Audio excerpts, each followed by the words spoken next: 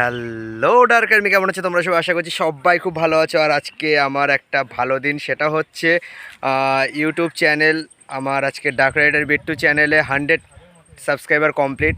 তো dark army আমরা এখন এই গাড়িটা নিয়ে just TVS Apache RTR 164 special অ্যাডিকশানটাকে নিয়ে আমরা 100 সাবস্ক্রাইবার কমপ্লিট করেছি ইউটিউব চ্যানেলে। আমাদের আজকে ডার্ক আর্মি টিমটাতে 100 জন আমরা মেম্বার আছি।